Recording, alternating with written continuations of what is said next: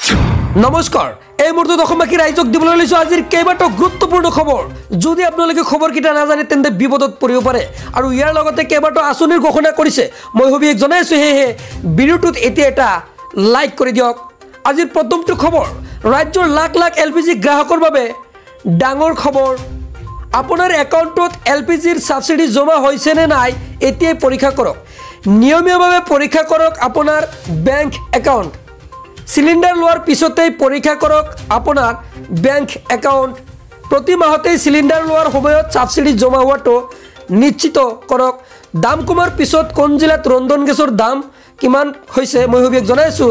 বাক্সাত 851.50 টকা, বৰপেটাত 845 টকা,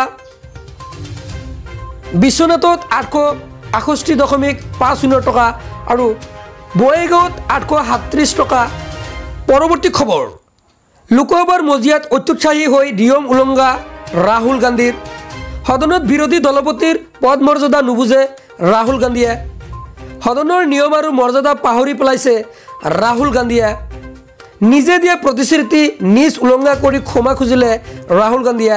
ৰাহুল গান্ধীৰ আচৰণক লৈ লোকসভাত ক্ষুণ্ণ অধ্যক্ষ ওম বিৰলা। বিজেপিৰ চক্ৰবেহুৰ উদাহৰণ দি 6জন ব্যক্তিৰ নাম লৈছিল ৰাহুল গান্ধীয়ে। লগে লগে অধ্যক্ষ ওম বিৰলাৰ বাধা ৰাহুল গান্ধীক। মোহন ভাগৱত, অজিত ভোজাল, আদানী আম্বানীৰ নাম লৈছিল ৰাহুলে। সদনৰ সদস্যৰ বাহিৰৰ ব্যক্তিৰ নাম লোৱাটো নিয়মৰ বাহিৰত। আপোনালোকে লিখিত প্ৰতিশ্ৰুতি দিও নিয়ম উলংঘা কৰিলে বিৰোধী দলপতিৰ আচৰণ কি হ'ব লাগে ৰাহুল গান্ধীক বুজালে অধ্যক্ষই। লোকসভাৰ মজিয়াত অত্যুৎসাহী হৈ নিয়ম উলংঘা ৰাহুল গান্ধীৰ। পৰৱৰ্তী খবৰ, 26ৰ বিধানসভা নিৰ্বাচনৰ বাবে কঁকালত টঙালি বান্ধি সাজু হৈছে কংগ্ৰেছ কৰ্মী। 2026ৰ বিধানসভা নিৰ্বাচনৰ বাবে কংগ্ৰেছ কৰ্মীয়ে কঁকালত টঙালি বান্ধক, এই কথা সাংসদ গৌৰৱ গগৈৰ। কংগ্ৰেছৰ কৰ্মীসকলক 26ৰ নিৰ্বাচনৰ বাবে প্ৰস্তুতৰ আহ্বান সাংসদ গৌৰৱ গগৈ। বৰ্তমান অসমৰ ৰাইজৰ সমস্যাক লৈ কংগ্ৰেছ কৰ্মীৰ সতৰ্ক হোৱাৰ আহ্বান। এইখন চৰকাৰ আৰু বেছিদিন টিকি নাথাকে, অস্থিৰ হৈ পৰিছে গৌৰৱ গগৈয়ে এই কথা মন্তব্য কৰিছে। অসমৰ ৰাইজে ক'বলৈ আৰম্ভ কৰিছে 26ত অসম কংগ্ৰেছ চৰকাৰ আহিব, আমি ৰাইজৰ মাজত থাকিব লাগে, ৰাইজৰ হৈ কাম কৰি যাম, এই কথা গৌৰৱ গগৈয়ে কৈছে। কংগ্ৰেছ এৰি বিজেপিলৈ যোৱাসকলক পুৰণি বেমাৰৰ সৈতে তুলনা কৰিছে গৌৰৱ গগৈয়ে। কংগ্ৰেছৰ পৰা ওলাই যোৱাসকলে এতিয়া বিজেপিলৈ গৈ ধুমুহাৰ সৃষ্টি কৰিছে বুলি মন্তব্য কৰিছে। আমাৰ পৰা ওলাই যোৱা বেমাৰীবোৰ আমি পুনৰ আঁকোৱালি নলওঁ, য'ত আছে ভালে থাকক, নিজৰ বেমাৰী নিজৰ ঘৰলৈ লৈ যাওক। আমাৰ দলত নতুন মানুহে যোগদান কৰাৰ আগতে গ্ৰীণ ছিগনেল লৈ আহিব লাগিব। ব্লক কংগ্ৰেছ, জিলা কংগ্ৰেছৰ পৰা গ্ৰীণ ছিগনেল পালেহে কৰিব পাৰিব যোগদান। পৰৱৰ্তী খবৰ, ৰেচন কাৰ্ড নথকা লাখ লাখ লোকৰ বাবে ডাঙৰ খবৰ। 3 আগষ্টৰ পূৰ্বে ৰেচন কাৰ্ডৰ বাবে কৰক আবেদন। বাৰ্ষিক 4 লাখ টকাৰ তলৰ আয়ৰ লোকে কৰিব পাৰিব আবেদন। আবেদনকাৰী e-shram.gov.in পৰ্টেলত পঞ্জীয়নভুক্ত হ'ব লাগিব। ৰেচন কাৰ্ডত নাম অন্তৰ্ভুক্ত কৰাৰ বাবে ফৰ্ম C জমা দিব লাগিব। নিজৰ নিজৰ জিলা মহকুমা খাদ্য আৰু গ্ৰাহক পৰিক্ৰমা বিভাগৰ কাৰ্যালয়ত জমা দিব পাৰিব। 2021 আগষ্ট আৰু 2023 আগষ্টৰ ভিতৰত পৰ্টেলত পঞ্জীয়নভুক্ত হ'ব লাগিব।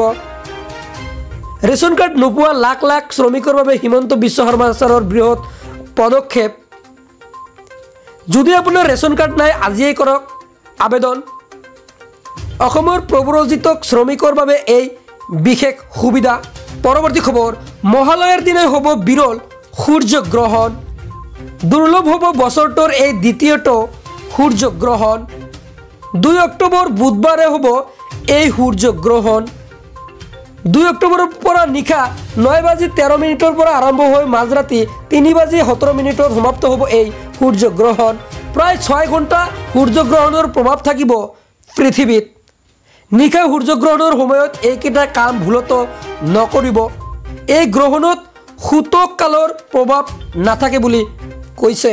পূজা আৰু মাংগলিক কাম কাজত বাধা নাথাকিব এই গ্ৰহণৰ সময়ত। কোন কোন ৰাশিৰ জাতক জাতিকৰ ওপৰত পৰিব প্ৰভাৱ।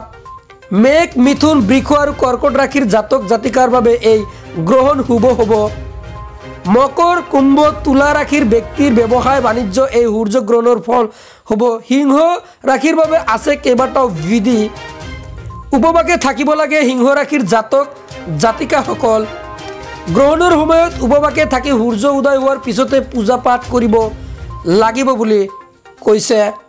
যিহেতু এই গ্ৰহণ সূতককালৰ প্ৰভাৱ নাথাকে সেয়েহে মহালয়াৰ পবিত্ৰখনত বিধি অনুযায়ী পূজা পাঠ কৰিলেহে সফল লাভ কৰিব। পৰৱৰ্তী খবৰ, কাজিৰঙাৰ ঘটনাক লৈ উত্তপ্ত হ'ব পাৰে অসম। দুদিনৰ সময়সীমা বান্ধি দিলে চালকৰ দুৰ্ব্যৱহাৰ কৰা যুৱতীলৈ।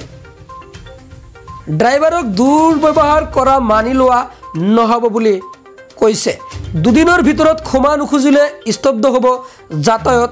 হয় নিশ্চয়, এজন ড্ৰাইভাৰ গাড়ী চালকৰ লগত কিন্তু এজনী ছোৱালীয়ে কিন্তু দুৰ্ব্যৱহাৰ কৰিছে। কৰ্মবিৰতি চালকৰ বুকুত ধৰাৰ সাহস ক'ত পালে যুৱতীয়ে। ড্ৰাইভাৰক শাৰীৰিকভাৱে অপদস্থ কৰিলে আমি মনে মনে নাথাকোঁ। ইয়াৰ বিৰুদ্ধে হ'ব তীব্ৰ প্ৰতিবাদ, বন্ধ হ'ব অসমৰ যাতায়াত ব্যৱস্থা। ইয়াৰ বাবে আমি ক্ষমা প্ৰাৰ্থী, অৰ্থাৎ ড্ৰাইভাৰসকলে ক্ষমা প্ৰাৰ্থী।